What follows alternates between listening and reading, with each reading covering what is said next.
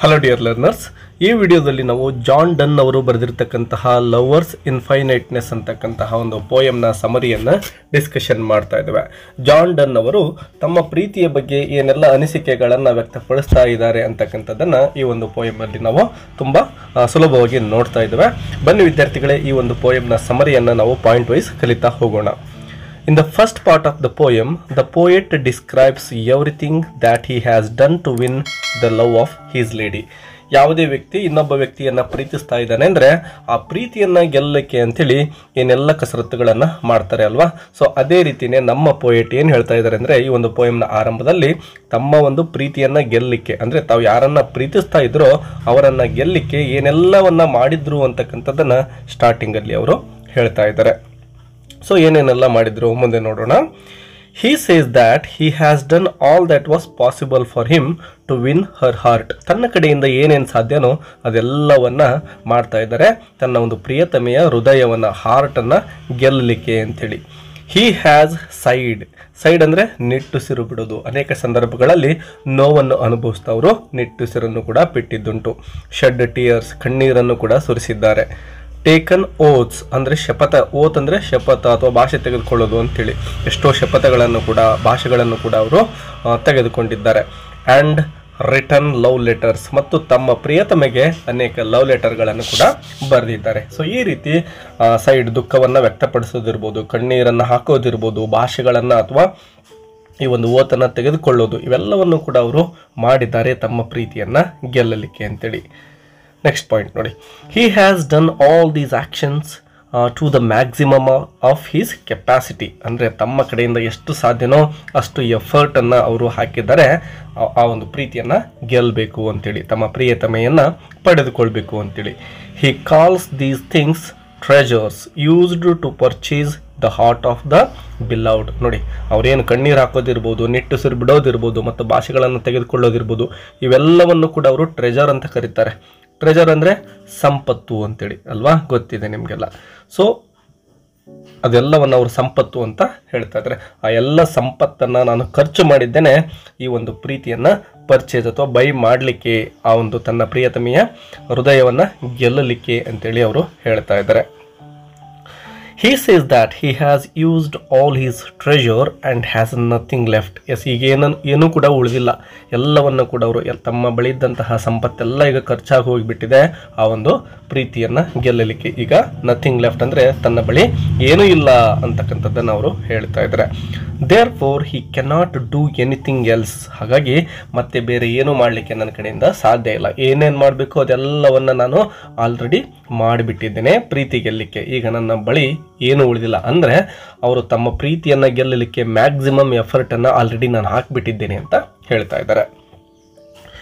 If in spite of his best efforts he has failed to win his lady's entire love, he can never buy it fully.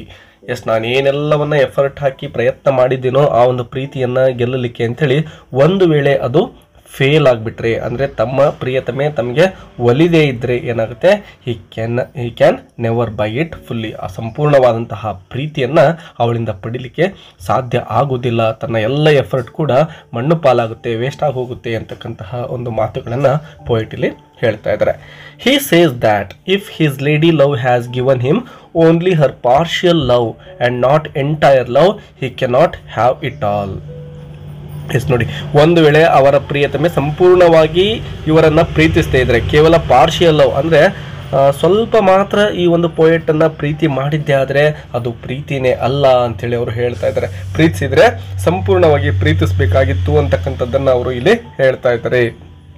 He cannot have it all. ಎಷ್ಟು ಪ್ರೀತಿ ನನ್ನ ಮೇಲೆ ಇಲ್ಲ ಅಂತಾನೆ ಅದರ ಅರ್ಥ. ಕೇವಲ ಸ್ವಲ್ಪ ಪ್ರೀತಿಯನ್ನು ಅವಳು ತೋರಿಸಿದ್ದೆ ಆದರೆ ಅಂತಕ್ಕಂತಹ ಒಂದು ಅರ್ಥ ಇಲ್ಲಿ ಬರ್ತಾ ಇದೆ.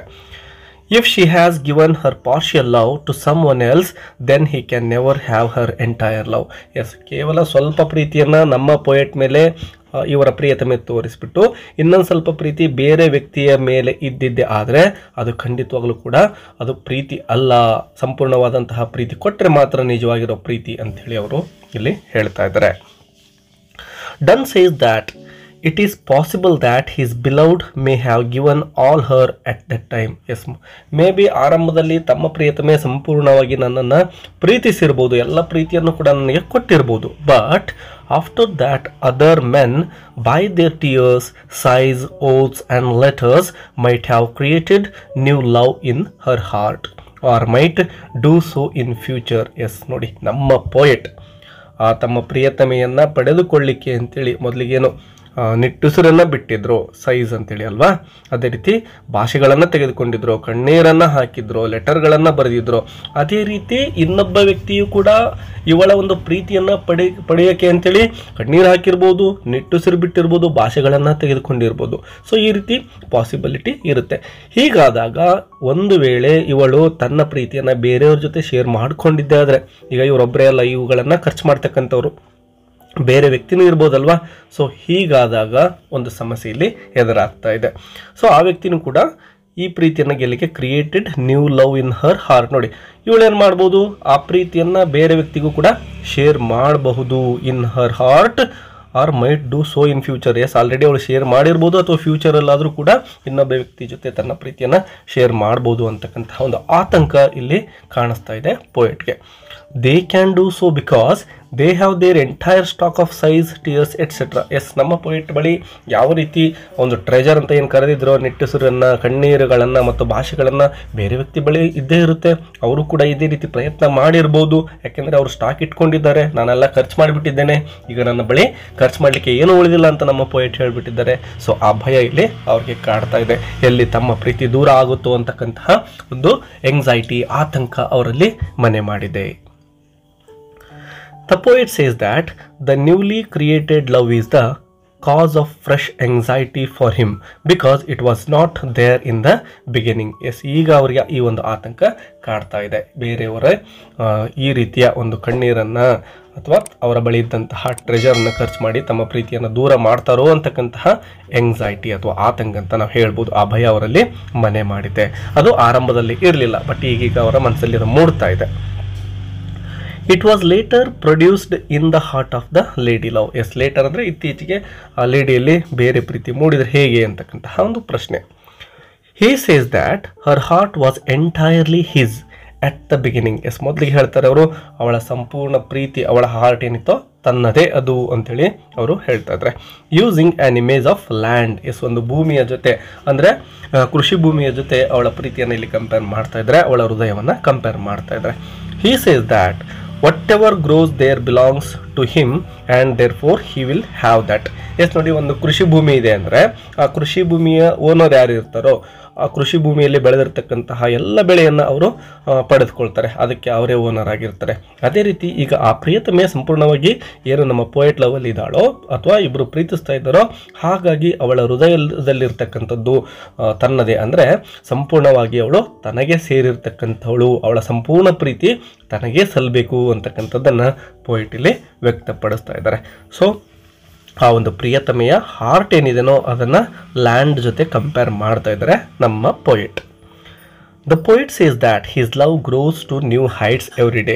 ಎಸ್, ಪೋಯೆಟ್ ಹೇಳ್ತಾರೆ ತಮ್ಮ ಪ್ರೀತಿ ದಿನದಿಂದ ದಿನಕ್ಕೆ ನ್ಯೂ ಹೈಟ್ ಅಂದರೆ ಹೊಸ ಎತ್ತರಕ್ಕೆ ಏರ್ತಾ ಇರುತ್ತೆ, ಅಂದರೆ ಪ್ರೀತಿ ಅಂತಕ್ಕಂಥದ್ದು ದಿನದಿಂದ ದಿನಕ್ಕೆ ಬೆಳಿತಾನೆ ಹೋಗುತ್ತೆ ತಮ್ಮದು ಅಂತ ಅವ್ರು ಹೇಳ್ತಾ ಇದ್ದಾರೆ.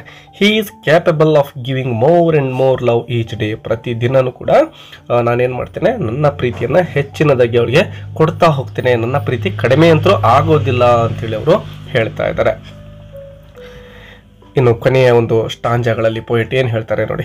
In the final lines the poet says that he would not have all love because he already has got her love and she can't admit every day that she loves him.